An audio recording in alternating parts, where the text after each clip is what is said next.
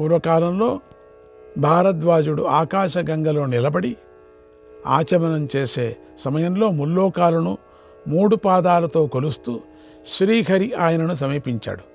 అప్పుడు నీటితో కూడిన తన చేతితో వామనమూర్తిని కొట్టాడు. అందువల్ల మహావిష్ణువు వక్షస్థలంలో ఒక మచ్చ ఏర్పడింది. భృగు మహర్షి శాపం వల్ల అగ్ని సర్వభక్షకుడయ్యాడు. ఆ అదితి తాను చేసే పాకం తిని దేవతలు రాక్షసులను చంపుతారనే ఉద్దేశంతో ఆహారాన్ని సిద్ధం చేసింది. అప్పుడు బుధుడు తన తపస్సును పూర్తి చేసుకొని వచ్చి భిక్ష పెట్టమని అతిథిని కోరాడు. అప్పుడు ఆమె దానిని ముందు దేవతలే తినాలి, ఇతరులు తినకూడదు అని ఆలోచించి ఆ ఉద్దేశంతో బుధుడికి భిక్ష పెట్టలేదు. అందుకు బుధుడు కోపించి అతిథిని ఇలా శపించాడు. నీకు అండనామంతో వివస్వంతుడు 2వ జన్మను పొందేటప్పుడు గర్భంలో బాధ కలుగుతుంది, ఆ బాధతో ఆ పిండం మృతి చెందుతుంది అని శపించాడు. ఆ మృతాండం నుంచి జన్మించడం చేత శ్రాద్ధ దేవుడనే వివస్వంతుడు మార్తాండు అనే పేరుతో ప్రసిద్ధి అవుతాడు అన్నాడు. తర్వాత దక్షుడు తాను కన్న 60 మంది పుత్రికల్లో కశ్యపుడికి 13 ధర్మదేవుడికి 10 మందిని, 10 మందిని మనువునుకు, 27 మందిని చంద్రుడికి ఇచ్చి వివాహం చేశాడు. ఈ 27 నక్షత్ర నామంతో ప్రసిద్ధికెక్కారు. వారంతా సమాన సౌందర్యవతులు. కానీ చంద్రుడు రోహిణి మీదే ప్రేమను పెంచుకున్నాడు. అందుకు మిగిలిన భార్యలు బాధపడి తండ్రి వద్దకు వెళ్ళి ఇలా అన్నారు, ఓ తండ్రి, మేమందరము సమాన ప్రభావం కలవారం, అయినా చంద్రుడు రోహిణి మీదే ఎక్కువ ప్రేమ చూపిస్తున్నాడు అన్నారు. అది విని దక్షుడు కోపించాడు. చంద్రుడికి క్షయవాది కలుగుగాక, క్షయవ్యాధి అని శపించాడు. ఆ దక్షశాపం వల్ల చంద్రుడికి క్షీభి వ్యాధి సంక్రమించింది. అప్పుడు చంద్రుడు దక్షుడి వద్దకు వెళ్ళి కోపానికి గల కారణం గురించి అడిగాడు. అప్పుడు దక్షుడు ఇలా అన్నాడు, ఓ చంద్ర, నువ్వు భార్యలందరినీ సమానంగా చూడటం లేదు, వారిని సమానంగా ఆదరించటం లేదు, అందుకే నీకు శిక్ష అన్నాడు. తర్వాత ఇతర ఋషులు చంద్రుడితో ఇలా అన్నారు, ఓ చంద్ర, నువ్వు క్షయవ్యాధితో చిక్కిపోతున్నావు కనుక పడమటి దిక్కున సముద్రపు ఒడ్డున ఉన్న హిరణ్య తీర్థంలో స్నానం చేయి అన్నారు. అప్పుడు చంద్రుడు వారు చెప్పినట్లుగానే హిరణ్య తీర్థానికి వెళ్ళి అక్కడ స్నానం చేశాడు. అందువల్ల ఆయన పాపం తొలగిపోయింది. ఆ తీర్థంలో ఆయన దివ్య ప్రభావం కలవాడయ్యాడు. అందువల్ల అప్పటి నుంచి ఆ ప్రదేశం ప్రభాస తీర్థం అనే పేరుతో ప్రసిద్ధమైంది కురుక్షేత్రం దగ్గర. ఆ శాపం వల్ల చంద్రుడు ఇప్పటికీ కృష్ణపక్షంలో అమావాస్య వరకు క్షీణిస్తూ ఉంటాడు. ఇప్పటికి కూడా క్షయవ్యాధితో పూర్తూ ఉంటాడు. శుక్లపక్షంలో పూర్ణిమ దాకా వృద్ధి చెందుతూ ఉంటాడు. ఆయన గుండ్రని స్వరూపం మేఘశ్యామం రేఖతో కప్పుకున్నట్లు కనిపిస్తుంది. ఆయన శరీరంలో కుందేలు వంటి ఆకారం మేఘంలాగా శ్యామవర్ణంతో ఉంది. అది స్పష్టంగా కనిపిస్తూ ఉంటుంది. పూర్వకాలంలో మేరు పర్వతానికి ఈశాన్య దిక్కున స్థూలశరుడు అనే మహర్షి నివసిస్తూ ఉండేవాడు. అక్కడే ఆయన మహా తపస్సు చేశాడు. ఆయన తపస్సు చేసే సమయంలో నానా విధాల సుగంధ వాయువు వీచింది. ఆ వాయు స్పర్శ ఆయన శరీరానికి తగిలింది. ఆ తపస్సుతో వేడెక్కిన ఆయన ఆ సుగంధ వాయువునకు చాలా సంతోషించాడు. అందుకు అక్కడి వృక్షాలు వెంటనే పూలతో సుందరంగా కనిపించాయి. అందుకు ఆయనకు కోపం వచ్చింది. తన తపస్సుకు విఘ్నం కలుగుతుందని గ్రహించాడు. వీరు అన్ని వేళలా పూయకుండా ఉండెదురుగాక అని శపించాడు. ఒకప్పుడు శ్రీమన్నారాయణుడు లోకహితం కోసం బడబాముఖుడు అనేటువంటి మహర్షి అయ్యాడు. ఒకనాడు ఆయన మేరు పర్వతం మీద తపస్సు చేస్తున్న సమయంలో సముద్రాన్ని తన వద్దకు పిలిచాడు. కానీ సముద్రం అక్కడికి రాలేదు. అందువల్ల బడబాముఖ మహర్షి కోపించాడు. తన శరీరం యొక్క వేడితో సముద్రాన్ని కదలకుండా చేశాడు. ఆ నీటిని స్వేద ప్రవాహంలాగా చేశాడు. ఆ నీరు ఉప్పు నీరు చేశాడు. సముద్రం ఉప్పుగా ఉండటానికి ఇదే కారణం. ఓ సముద్ర, నీ జలం త్రాగరానిది అవుతుంది. అయితే నీ నీరును బడబాముఖం నిరంతరం త్రాగుతున్నప్పుడు మాత్రం తీయగా ఉంటుంది. ఎట్లను చూడండి, నిరంతరము తాగుతుంటే తీయగా అయిపోతుందట. బడబాముఖం నిరంతరం, అది తాగుతున్నప్పుడు మాత్రం తీయగా అవుతుంది. అన్నాడు. ఇది ఇప్పటికీ కనిపిస్తూ ఉంటుంది. బడవాముఖం, బడవాముఖం అనేటువంటి అగ్ని సముద్రంలో ఉండి అక్కడికి వెళ్ళి మనం ఆ నీళ్లు నింపుకుంటే మనం కూడా తీగ నీళ్లు తాగొచ్చు. ఆ బడబాగ్ని లేస్తుంది సముద్రం మధ్యలో. ఆ బడబాగ్ని చాలా విచిత్రంగా ఉంటుంది. బడవాముఖం అనేటువంటి అగ్ని సముద్రంలో ఉండి సముద్ర జలాన్ని త్రాగుతూ ఉంటుంది. హిమవంతుని పుత్రిక అయినటువంటి ఉమాదేవి కన్యగా ఉన్నప్పుడు రుద్రుడు ఆమెను పెళ్లి చేసుకోవాలనుకున్నాడు. ఆ సమయంలో భృగు మహర్షి హిమవంతుడి వద్దకు వచ్చి నీ కూతురును నాకు ఇవ్వు అని అడిగాడు. డైరెక్ట్గానే అడిగాడు, ఎవరు మీడియేటర్స్ లేకుండా. అప్పుడు హిమవంతుడు ఈ కన్యకు రుద్రుడే భర్తగా నిర్ణయించడం జరిగింది అన్నాడు. అప్పుడు భృగువు ఇలా అన్నాడు, ఓ హిమవంత, నేను కన్యను పొందాలని వస్తే నువ్వు నన్ను లక్ష్య పెట్టలేదు కదా, కనుక నువ్వు రత్న భాండాగారం కాకుండా ఉంటావు అని చెప్పించాడు. అందుకే హిమోత్పర్వతం వద్ద రత్నాలు దొరకవు అన్నాడు కృష్ణుడు. కృష్ణుడు మళ్ళీ ఇలా అంటున్నాడు, అర్జున, సూర్యచంద్రులు నా కన్నులు, వారి కిరణాలను కేశాలను పిలుస్తూ ఉంటారు. సూర్యుడు వేడిమిని, చంద్రుడు ఆనందాన్ని కలిగిస్తూ ఎవరికి వారు ఉదయిస్తూ ఉంటారు. ఇప్పుడు నీకు నా నామాల ఉత్పత్తిని చెబుతాను. ఏకాగ్రమైన మనస్సుతో విను. జగత్తుకు బోధను తాపాన్ని ఇవ్వటం వల్ల చంద్ర సూర్యుడు ఆనందాన్ని ఇస్తున్నారు. పాండుకుమార, అగ్ని సోములు చేసే ఈ పనుల వల్ల ఈశ్వరుడవైన నన్ను ఋషికేశుడును అని అంటారు. జగత్తుకు ఆనందాన్ని ప్రసాదించటం చేత అగ్ని సోములైన సూర్యచంద్రులను ఋషి అంటారు. వారే భగవంతుడి కేశాలు అంటే కిరణాలని అర్థం. కాబట్టి ఋషికేశుడు అనేది భగవన్నామం.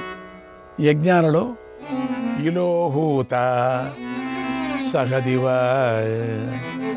మొదలైన మంత్రాలతో ఆవాహనం చెయ్యగా నా భాగాన్ని నేను స్వీకరిస్తాను. నా శరీర వర్ణం కూడా హరిత శ్యామ వర్ణం కాబట్టి నన్ను హరి అని పిలుస్తారు. ప్రాణసారం పేరు ధామం. ఋతం అంటే సత్యం అని విద్వాంసులు పరిశీలించి చెప్పారు. ఇందువల్ల విప్రులు నాకు ఆ సమయంలోనే ఋతధామ పెట్టారు. పూర్వం భూమి అదృశ్యమై రసాతలానికి వెళ్ళిపోయింది. నేను ఆ భూమిని వరాహ రూపాన్ని ధరించి భరించాను. కనుక దేవతలు నన్ను గోవింద గోవింద గోవింద గోవింద నామంతో స్తుతించారు. భూమిని లభింపజేశా కనుక గోవిందుడని అయ్యాను. రోమాలు లేని ప్రాణిని శిపి అంటారు. విష్ట అంటే వ్యాపకం అని అర్థం. నేను నిరాకార రూపంలో సమస్త జగత్తును వ్యాపించి ఉన్నాను. కాబట్టి నన్ను శిపివిష్టుడు అంటారు. నఖిజాతో నజాయేయం నఖిజాతో నజాయేయం నజన్యిష్యే కదాచన నజనిష్యే కదాచన క్షేత్రజ్ఞక సర్వభూతానాం క్షేత్రజ్ఞక సర్వభూతానాం తస్మాదక మజక స్మృతః తస్మాదక మజక స్మృతః స్మృతః. ఇంతకుముందు ఎప్పుడూ నేను పుట్టలేదు, ఇప్పుడు పుట్టడం లేదు, ఇక ముందు జన్మించను. సమస్త ప్రాణుల శరీరాల్లో నేను క్షేత్రజ్ఞుడే ఆత్మను. కనుక నా పేరు అజుడు. నేను ఎప్పుడూ తక్కువ రకం మాటలను, అశ్లీలంగా ఉన్న మాటలను పలకలేదు. సత్యస్వరూపులారు బ్రహ్మసుత అయినటువంటి సరస్వతి నా వాక్కు అయ్యింది. నేను సత్తును అసత్తును నాలోనే ఉంచుకున్నారు. కనుక నా నాభీ కమల గృహంలో బ్రహ్మలోకంలో ఉండే ఋషులు నన్ను సత్యం అని కీర్తిస్తారు. ధనంజయ, పూర్వం ఎప్పుడూ కూడా నేను సత్వం నుండి చితుడని కాలేదు. నా నుంచే సత్వం పుట్టింది. చాలా పురాతనమైన నా సత్వం ఈ అవతారాల కాలంలో కూడా ఉంది. సత్వం వల్ల నేను పాపం లేనివాడను అవుతున్నాను. ఎలాంటి కర్మయందు ఆసక్తి లేనివాడను అవుతున్నాను. భగవంతుడి వల్ల లభించిన పురుషుల సాత్వత జ్ఞానం, పంచరాత్రము మొదలైన వైష్ణవ తంత్రాల వల్ల నా స్వరూప జ్ఞానం కలుగుతుంది. ఇన్ని కారణాల వల్ల నన్ను లోకం సాత్వతుడు అని కీర్తిస్తూ ఉంటాడు. ఓ అర్జున, నేను కృష్ణలోకం, ఇనుముతో చేసిన విశాలమైన కర్రగాయి నేను ఈ భూమిని దున్నుతాను. నా శరీరం వర్ణం కూడా నల్లగానే ఉంటుంది కనుక నన్ను కృష్ణుడు అని పిలుస్తారు. భూమిని జలముతో, ఆకారాన్ని వాయువుతో, వాయువును తేజస్సుతో కలిపాను. అందువల్ల నాకు వైకుంఠత్వం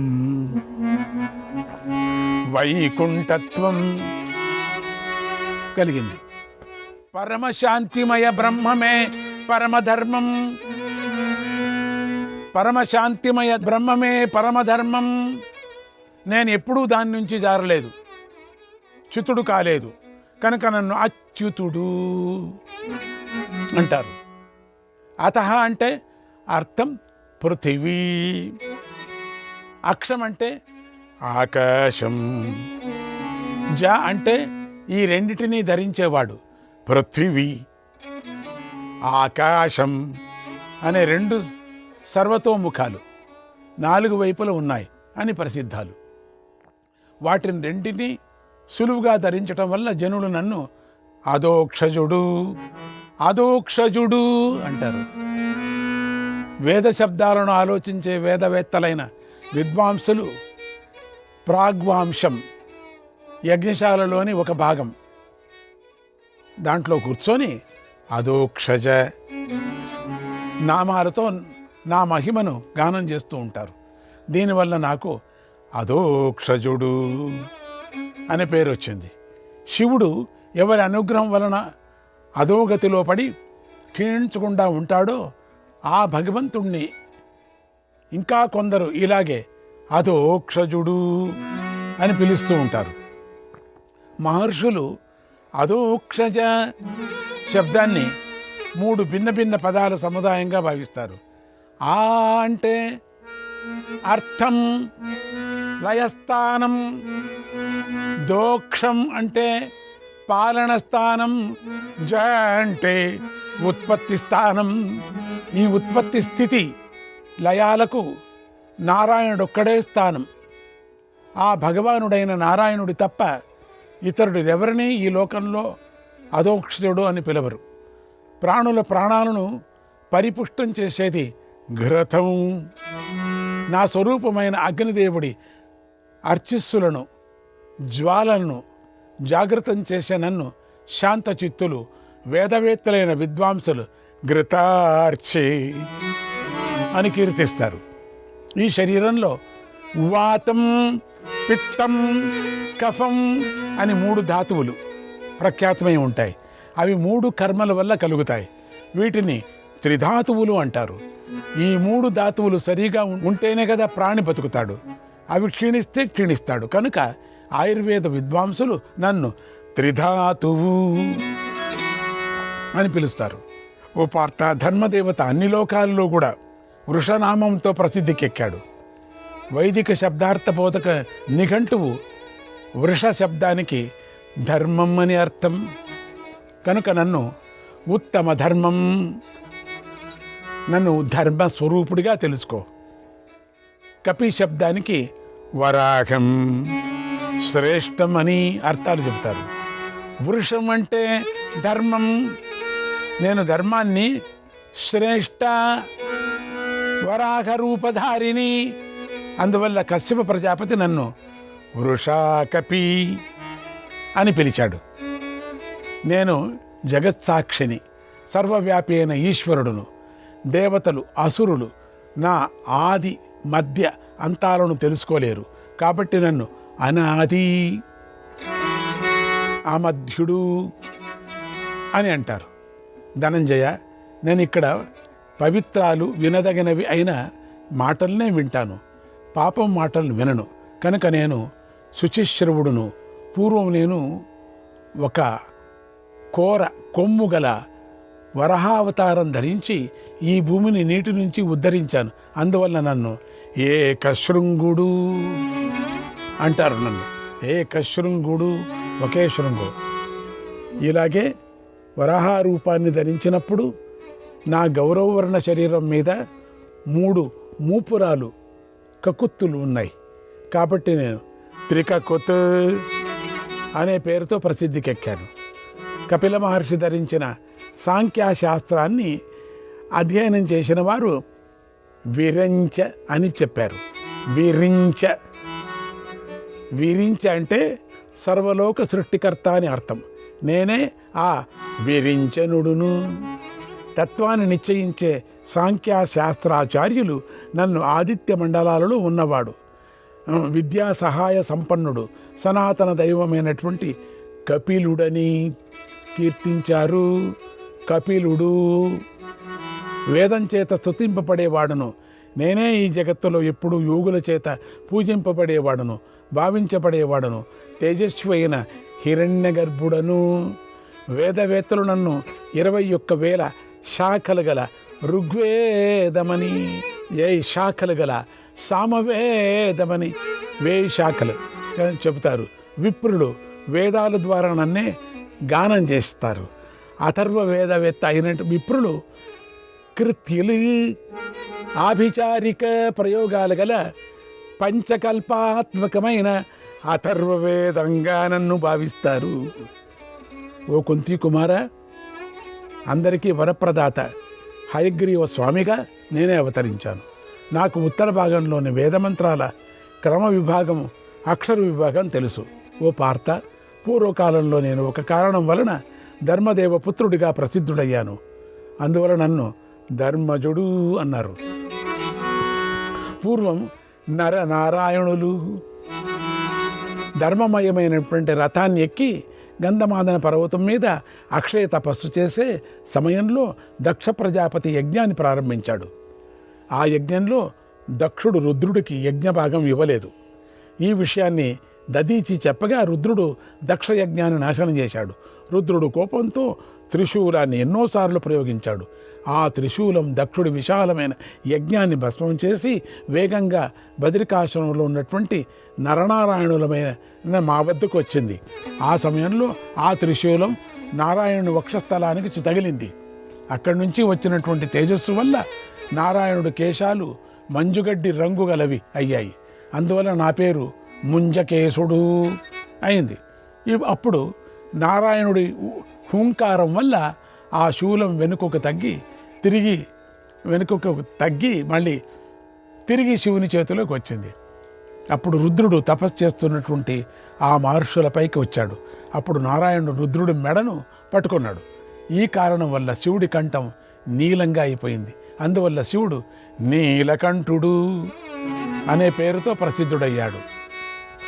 అప్పుడు రుద్రుడిని నాశనం చేయాలని నరుడు ఒక దర్భపోచను, రెల్లుపులను తీసి మంత్రంతో అభిమంత్రించి ప్రయోగించాడు.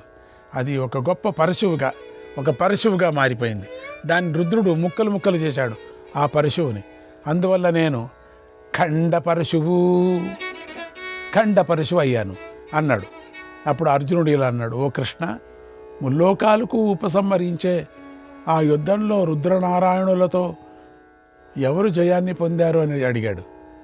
భగవంతుడు ఇలా చెప్పాడు, ఓ అర్జున, రుద్రనారాయణులు యుద్ధం చేసుకున్నప్పుడు సర్వలోకాలలోని సమస్త ప్రాణులు కలత చెందాయి.